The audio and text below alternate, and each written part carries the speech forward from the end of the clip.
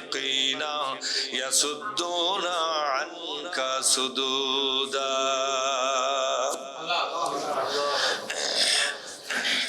আমরা আল্লাহর দরবারে শুকরিয়া জ্ঞাপন করছি যে মহাবিশ্বের মালিক রমজানুল মুবারকে আমাদেরকে কোরআনের একটি আলোচনার আয়োজনে উপস্থিত হওয়ার তৌফিক দান করেছেন। সকলে বলে আলহামদুলিল্লাহ। সালাত এবং সালাম বিশ্ব নবী মুহাম্মদ রাসূলুল্লাহ, সকলে বলি সাল্লাল্লাহু আলাইহি ওয়াসাল্লাম। দারসুল কোরআন ফাউন্ডেশন মোরাইল আদমদিঘি কর্তৃক আয়োজিত আজকের এই উপস্থিত জনমণ্ডলীর মধ্যে উপস্থিত আছেন ফাউন্ডেশনের সভাপতি জনাব হেলাল উদ্দিন সর্দার, ফাউন্ডেশনের সভাপতি জনাব মোহাম্মদ আব্দুল হামিদ, সম্মানিত নসদপুর বহুমুখী উচ্চ বিদ্যালয়ের সাবেক সম্মানিত প্রধান শিক্ষক জনাব লুৎফর রহমান সাহেব, হাজী সাহেব বৃন্দ, দিনদার ইমানদার মুসলমান বন্ধুগণ, আমি আপনাদের সামনে কোরআনুল কারীমের সূরা আন-নিসার দুটি আয়াত পড়েছি। এই আয়াতের নম্বর হচ্ছে 61 এবং 62। আশা করি আপনারা আয়াত দুটির আলোচনা খুব গভীর মনোযোগ সহকারে শুনবেন ইনশাআল্লাহ। ভালো মন্দ আলোচনা আল্লাহর কাছ থেকেই আসে। ওমা তৌফিকি ইল্লা বিল্লাহ, লা হাওলা ওয়ালা কুওয়াতা ইল্লা বিল্লাহিল আলিয়্যিল আযীম। আল্লাহ পাক বলছেন আল্লাযীনা ইয়াজউমুনা আন্নাহুম আমানু বিমা উনজিলা ইলাইকা, আল্লাযীনা ইয়াজউমুনা, যারা দাবি করে, আন্নাহুম আমানু, তারা ঈমান এনেছে, ইমানদার, ঈমানের দাবি করে যে আমরা ঈমান এনেছি, তো আমরা তো মুমিন, আমরা তো মুসলমান, আমরা সবাই মুসলমান, জাতিতে আমরা কি? জাতিতে মুসলমান। এটা দাবি যারা করে, আল্লাহ পাক বলছেন কিসের ভিত্তিতে দাবি করে? ভিত্তি হলো বিমা উনজিলা ইলাইকা, হে নবী তোমার উপরে যে কিতাব নাযিল করেছে এই কিতাবকে তারা বিশ্বাস করার ঘোষণা দিয়েছে। অর্থাৎ নবীর উপরে যে কিতাব নাযিল হয়েছে সেই কিতাবের নাম কি? কোরআনুল কারীম, তাই না? কোরআনে মাজিদ। এই কোরআনের প্রতি তারা ঈমান এনেছে। এই জন্য তারা বলে যে আমরা মুসলমান, আমরা মুমিন। এখন আল্লাহ পাক বলছেন ওমা উনজিলা মিন ক্বাবলিক, এবং তোমার পূর্বে যে কিতাবগুলো এসেছিল সেগুলোকেও তারা বিশ্বাস করে, মেনে নিয়েছে। ইউরিদুনা আইয়াতাহাকামু ইলা তাগুত, অথচ তারা চায় এই সমাজে আল্লাহর আইন, আল্লাহর বিধান প্রতিষ্ঠিত না হোক, তাগুতের বিধান কায়েম থাক, এটা তারা চায়। অথচ ঈমানের দাবিও তারা করে। 1971 সাল থেকে 2024 সাল পর্যন্ত এই বাংলাদেশ মানুষের আইন দিয়ে চলছে, ঠিক না? তো মানুষের আইন দিয়ে চালাবার হাউস কি এখনো মিটলো না? কত চালান লাগবে আর? বাংলাদেশের নেতারা এই দেশটা শাসন করতেছে কার আইন দিয়ে? আল্লাহর আইন দিয়ে না মানুষের আইন দিয়ে? আপনারা কি এটা জানেন না? তাদের হাউস তো মেটে না। মানুষের আইনের মধ্যে তারা কি পায় বলেন আপনারা? মানুষের আইনের মধ্যে কি মজা পাচ্ছে তারা, কি সুযোগ সুবিধা পাচ্ছে যে জাহান্নামের ভয় দেখালেও তবু এই কথার গুরুত্ব তারা দিচ্ছে না। কথা কি বুঝতে পারছেন আপনারা? তাহলে মানুষের আইন দিয়ে দেশ শাসন করবে, অথচ দাবি করবে তারা মুমিন, অথচ দাবি করবে কি? মুমিন। এখানে আল্লাহ তাআলা বুঝাবার চাইলেন যারা দাবি করবে মুমিন, যারা মানুষের আইনের পক্ষে থাকে তারা কোনোদিন মুমিন নয়। কি নয়? জোরে বলুন। আমাদের বাংলাদেশে মানুষের আইনের পার্টি আছে না নাই? জোরে বলুন। আছে। আমাদের উপজেলা তো নাই, উপজেলা তো আছে, ইউনিয়নে আছে, প্রত্যেক ওয়ার্ডে আছে পার্টি। মানুষের আইন দিয়ে দেশ চালাবে এরকম দল তো বাংলাদেশে বহু। বারবার ক্ষমতায় গেছে, আরো কেউ ক্ষমতায় যাওয়ার জন্য ওত পেতে বসে আছে, ক্ষমতা যাবার পালি আবার মানুষের আইন দিয়ে দেশ চলাবে। কারণ মানুষের আইনের মধ্যে তারা একটা গোপন স্বার্থ উদ্ধার করে, ঠিক না? কোন একটা গোপন সম্পর্ক আছে না, কি বলেন আপনারা? না, এত কিছু বলার পরও এই মানুষের আইনের দলপাটি করা কেন ছাড়ে না? কারণ হলো তারা স্বার্থ পাচ্ছে, অবৈধ স্বার্থ ভোগ যারা করেছে। মানুষের আইনের মধ্যে একটা অবৈধ স্বার্থের ভোগ বিলাস আছে। আল্লাহর আইনের মধ্যে অবৈধ স্বার্থের কোনো ভোগ বিলাস নাই, সে সুযোগ নাই। এই অবৈধ স্বার্থের ভোগ বিলাসের জন্য তারা মানুষের আইনের জন্য তারা জীবনবাজি করতেছে। কোরআন শরীফের মধ্যে আছে, আল্লাযীনা কাফারু ইউকাতিলুনা ফি সাবিলিত তাগুত। যারা কাফের, কাফেরদের পক্ষে সম্ভব কাফেরদের পক্ষে সম্ভব মানুষের আইনের পক্ষে লড়াই করবে তারা। মানুষের আইনের পক্ষে যারা লড়াই করবে তারা হলো কাফের। তারা কি, জোরে বলুন, তারা কি? মানুষের আইনের পক্ষে যারা লড়াই করবে তারা কি? কিন্তু আমরা তাদেরকে কি বলি? হাজী সাহেব। আমরা তাদেরকে কি বলি, জোরে বলুন? হাজী সাহেব, নামাজি সাহেব, রোজাদার সাহেব, মুফতি সাহেব, ইমাম সাহেব, হুজুর সাহেব বলি কি বলি না? অনেক বড় বড় মৌলবী মানুষের আইনের দল করে কি করে না? অনেক বড় বড় পীর সাহেব কেবলা মানুষের দল করে কি করে না? অনেক বড় বড় বুজুর্গানে দিন না বুজুর্গানে রাত আল্লাহ জানে। ওটা বুজুর্গানে দিন হবে না বুজুর্গানে রাত হবে আল্লাহ জানে। তবে বুজুর্গান মানুষের দল করে। কিন্তু কোরআন শরীফে আল্লাহ বলেছেন, ওয়াল্লাযীনা কাফারু, কাফেরকে যদি চিনতে চাও, কাফেরকে যদি জানতে চাও, কাফেরকে যদি চিনতে চাও, কাফেরকে যদি চিনতে চাও, তাহলে তোমরা দেখো লোকটা মানুষের আইনের দলপাটি করে কি করে না? না, বলছি করে কি করে না? যদি মানুষের আইনের দলপাটি পীর সাহেব কেবলা করে, এই বুজুর্গানে দিন করে, এই ইমাম সাহেব করে, এই আলেম সাহেব করে, তাহলে বুঝতে হবে এটা ইমানদার নয়, এটা হলো ইমানদার ভণ্ড ইমানদার, ঠিক না? এটা কি ইমানদার, জোরে বলুন? এটা ভণ্ড, এটা ভণ্ড, এটা হলো প্রতারক, এটা কি? প্রতারক। আল্লাহ নিজে বলেছেন,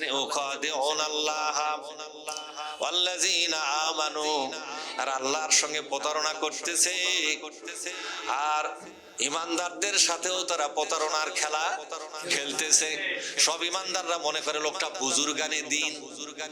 ইমানদাররা বুঝতে পারে না, প্রতারণার মধ্যে পড়ে গেছে। তার জুব্বা দেখে, তার নামাজের দৃশ্য দেখে, তার রোজা করার সাইজ দেখে, তার হজ করা দেখে, তার জিকির করা দেখে, তার তাসবিহ তাহলিল করা দেখে। সাধারণ মুসলমানরা মনে করে এর চেয়ে বড় আল্লাহর ওলি নাই। কিন্তু আল্লাহ বলছেন এই তো আল্লাহর ওলি জীবনে হবে না, এটা হলো প্রতারক।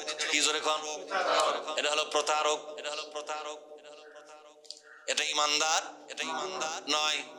ইমানদারের মতো কিন্তু ইমানদার, জোরে বলুন, ইমানদারের মতো কিন্তু ইমানদার। কে বলেছে এই কথা? কে বলেছে এই কথা? ইমানদারের মতো কিন্তু ইমানদার নয়। হায় হায়।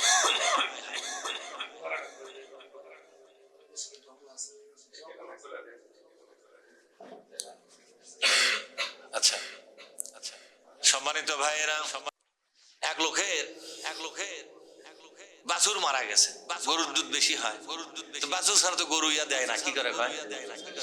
ওই যে মাঠত কিবা আসে না, পানান, হ্যাঁ পানান, জোয়ার আসা, দুধের জোয়ার আসা। এখন এই মরা বাছুর চামড়া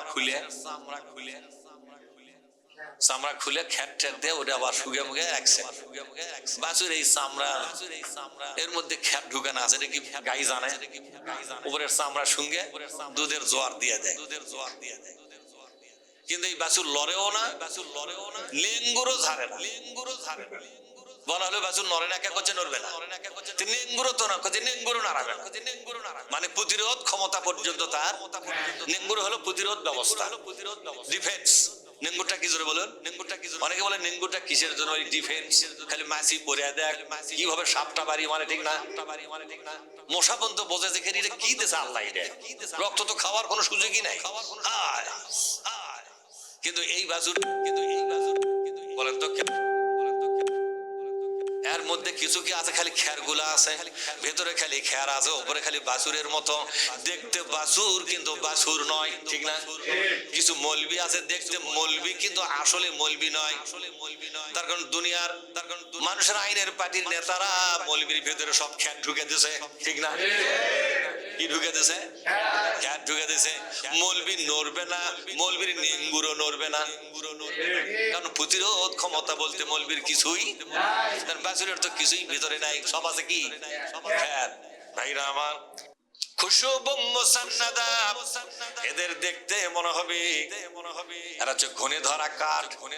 ঘনে ধরা কাঠকে উপরে বোঝা যায় না, কিন্তু বসে দেখবেন মস্কা ভেঙে যাবে, ঠিক না? এরা কোনো প্রতিরোধ ক্ষমতা রাখে না।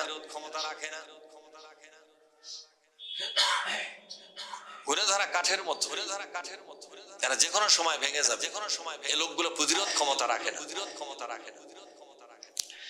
সুতরাং যারা নাকি কাফের চিনতে চান, কি চিনতে চান? জোরে বলুন, কাফের চিনতে চান, তাহলে আল্লাহ পাক নিজে বলেছেন, তাহলে দেখো তো লোকটা কার দল করে। লোকটা যদি মানুষের আইনের দল করে, বুঝতে হবে লোকটার ঈমান চলে গেছে। ভাই এখানে আপনার জন্য চেয়ার রাখছি, আপনার জন্য চেয়ার রাখছি, এই আমরা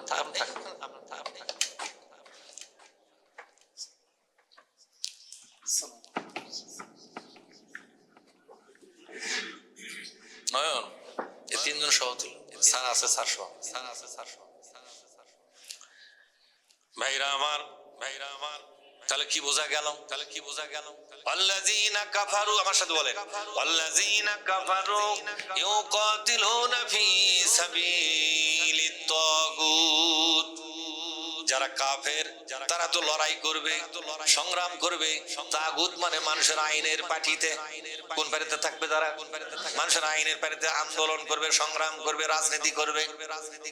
আল্লাযীনা আমানু, বলেন আল্লাযীনা আমানু ইউকাতিলুনা ফি সাবিলিল্লাহ। আর যারা ঈমানদার তারা তো রাজনীতি করবে কোরআন কায়েমের জন্য। কথা পরিষ্কার বলে দিয়েছে কে?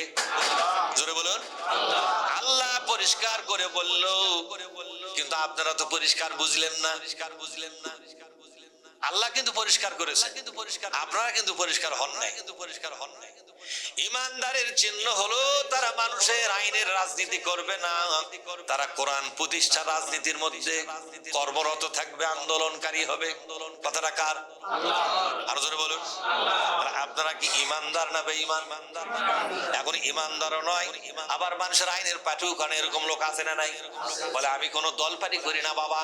এই কথা বলার পরে লোকটা মনে করে সমাজের লোক আমাকে আল্লাহর ওলি মনে করবে, ঠিক না?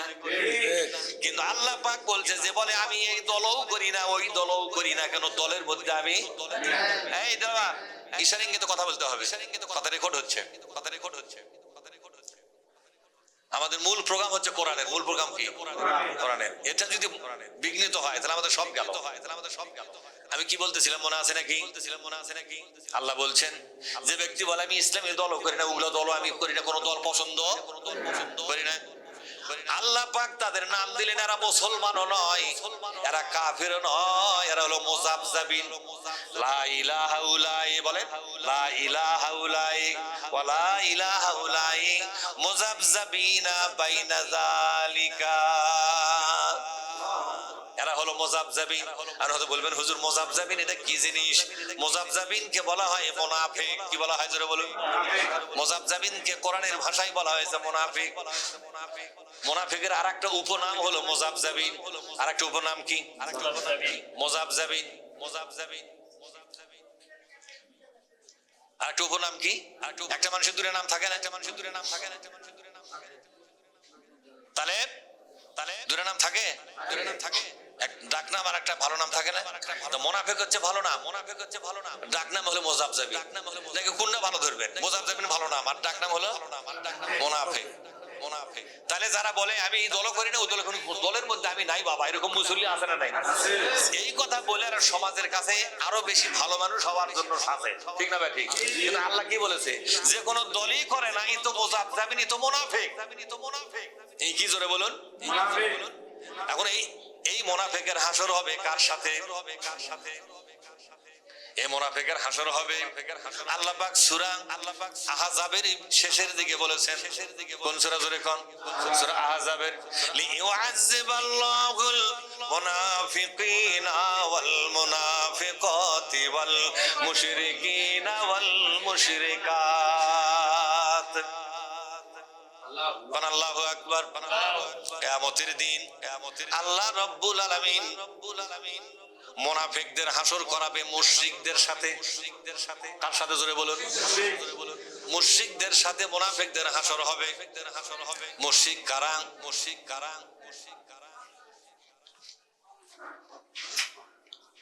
মুনাফিক কারা?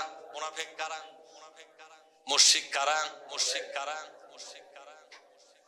মুশরিক বলতে বোঝানো হয় যারা আগুন পূজা করে, মূর্তি পূজা করে, গাছ পূজা করে, চন্দ্র পূজা করে, সূর্য পূজা করে, এরকম পূজাকারী লোক আছে না নাই?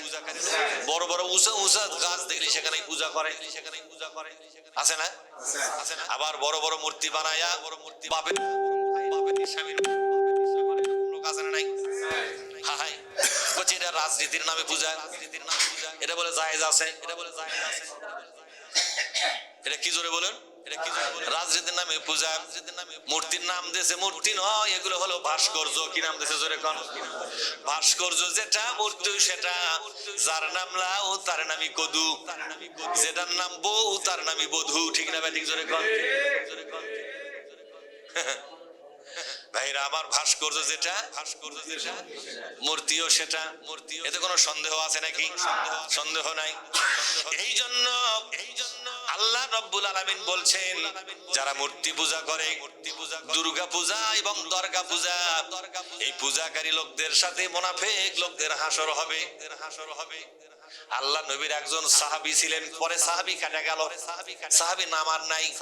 আগে কি ছিল জোরে বলুন? সাহাবী আগে নাম ছিল, কিন্তু পরবর্তী সময় তার নামটা কেটে গেল। লোকগুলা কি নাম ছিল জোরে কোন? আব্দুল্লাহ। বাবার নাম ছিল উবাই। এই আব্দুল্লাহ নামে লোকটা এমন সাহাবী ছিলেন, বিশ্বনবী মদিনায় যখন হিজরত করেছেন, হিজরতের আগে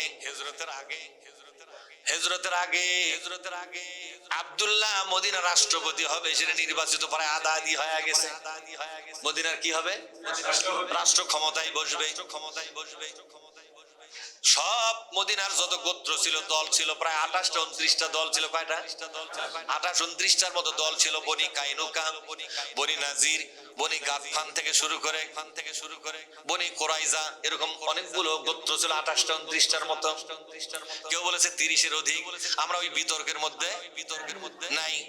অসংখ্য দল ছিল। এই দলের সমস্ত নেতারা সিদ্ধান্ত নিল আমাদের মদিনার রাষ্ট্র ক্ষমতায় বসবে। আব্দুল্লাহ, কি নাম জোরে কোন? আব্দুল্লাহর জন্য রাজমুকুট বানানো হলো। যে রাষ্ট্রপতি হিসেবে শপথ নেবে সেদিন তার মাথায় রাজমুকুট পরানো হবে। রাজমুকুটের চতুর্দিকে সোনা দিয়ে সাজানো হলো, বানায়া দিলেন। সুবহানাল্লাহ বলবেন না? মুহাম্মাদুর রাসূলুল্লাহ সাল্লাল্লাহু আলাইহি ওয়াসাল্লাম মদিনায় যাওয়ার পরে, মদিনায় তার বিচক্ষণতা, তার চরিত্র, তার জ্ঞান বুদ্ধি বিবেক বিবেচনা শক্তি, তার নেতৃত্বের গুণাবলী কোয়ালিটি, তার উত্তম চরিত্র, আকাশচুম্বী তার চারিত্রিক মাধুর্য, এগুলো দেখার পর মদিনার জনগণ বুঝতে পারল এই অশান্ত মদিনা, জাহেলিয়াতে পরিপূর্ণ মদিনা, জঘন্য সমাজ ব্যবস্থার মদিনা, সুদে ভরা এই মদিনা, জুলুমে ভরা এই মদিনা। কি বললাম বলেন? অশান্ত মদিনা, জুলুমে ভরা মদিনা, সুদে ভরা মদিনা, জেনা ব্যভিচারে ভরা মদিনা, পোস্কটারে ভরা মদিনা। গোটা দেশটা জাহেলিয়াতে পরিপূর্ণ এই মদিনা। এই জঘন্য অসভ্য বর্বর মদিনাকে সভ্য বানাতে পারে শুধুমাত্র একটা মানুষ, মুহাম্মাদুর রাসূলুল্লাহ। তাদের এই বিশ্বাসটা হওয়ার পরে বিশ্ব নবীকে সামনে নিয়ে বলল, নবীজি আমরা যদিও মুসলমান নয়, আমাদের রাষ্ট্রকে শাসন করার জন্য আপনাকে আমরা যোগ্য মনে করি।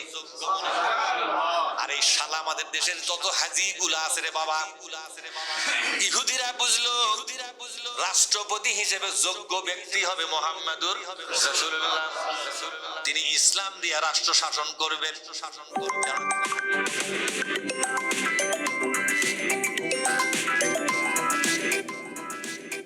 বলুন, ইন্না আনজালনা ইলাইকাল কিতাবা বিল হাক্কি লিতাহকুমা বাইনান নাসি বিমা আরাকাল্লাহ।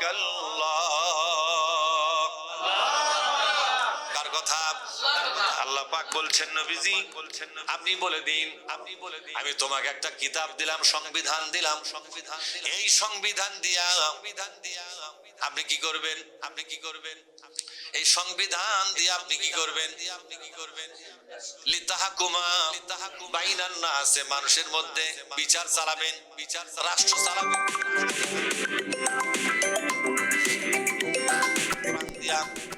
অর্থনীতি চালাবেন কোরআন দিয়া, আইন আদালত চালাবেন কোরআন দিয়া। এই তাতে বন্ধ করো, সবকিছু চালাবেন কি দিয়া? জোরে বলুন, কোরআন দিয়া চালাবেন। কোরআনের বিরুদ্ধে যারা আছে, কোরআনের বিরুদ্ধে যারা আছে তাদের কথার গুরুত্ব আপনি দিবেন না। তারা তো মানুষের আইন দিয়ে চালাবে, ওরা তো আপনার সাথে তর্ক ঝগড়া লাগবে, ঠিক না ভাই? ঠিক ধরে ওরা এই জন্যই ঝগড়া লাগতেছে, ওদের নিজের স্বার্থে ঝগড়া গুলা করে।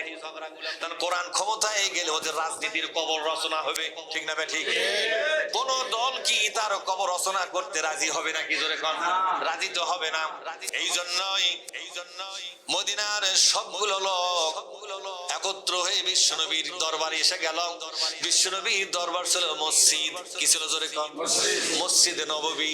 বিশ্বনবী নিজের হাতে তৈরি করেছেন মসজিদটা, খেজুর পাতার ছাউনি দিয়া, খেজুর পাতার বেড়া দিয়া মসজিদ বানায়া বিশ্বনবী সর্বপ্রথম ইমাম হিসেবে এই দুনিয়ার ইমামের উদ্বোধন করেছিলেন।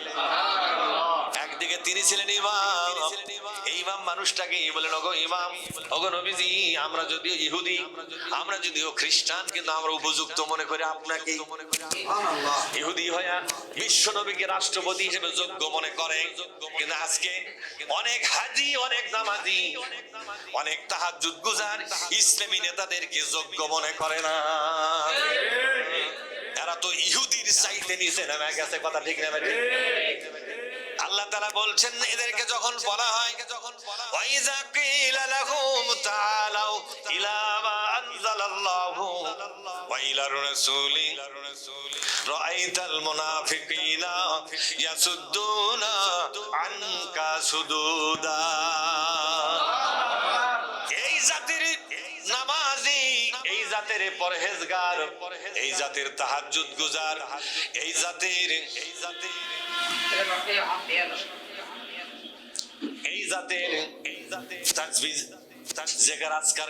এরকম লোক আছে না? এদেরকে যখন বলা হয় আসো কোরআন কায়েমের আন্দোলন করি, কি কায়েমের আন্দোলন করি? কোরআন কায়েমের আন্দোলন করি, বিশ্ব নবীর আদর্শ কায়েমের আন্দোলন করা হোক, আসো। রাআইতাল মুনাফিকিনা, তখন তোমরা দেখতে পাবে শুধুমাত্র মুনাফিকরা এই আন্দোলনে যোগদান করবে না। কথাটা কোরআন শরীফের মধ্যে কে বলে দিয়েছে? আপনাদের বিশ্বাস হয়?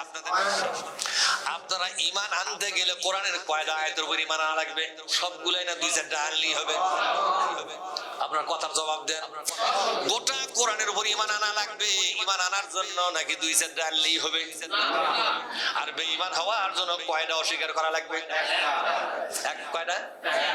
তাহলে আমি যে বললাম আল্লাহ বলেছে যাদেরকে দাওয়াত দেওয়া হলো আসো কোরআনের বিজয় করা হোক, এই আন্দোলন শুরু করা হোক, এই দাওয়াত পাওয়ার পরেও যারা ভিন্ন রাজনীতি করলো এরা হলো মুনাফিক।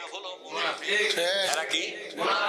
আর মুনাফিকের হাসর হবে কিয়ামতের দিনে মুশরিকদের সাথে। কার সাথে? জোরে বলুন। মুশরিকদের সাথে হাসর হবে। কারণ বলেন তো, মুশরিকদের সাথে হাসর হলে আপনার জন্য পরকালে কোনো কল্যাণ হবে?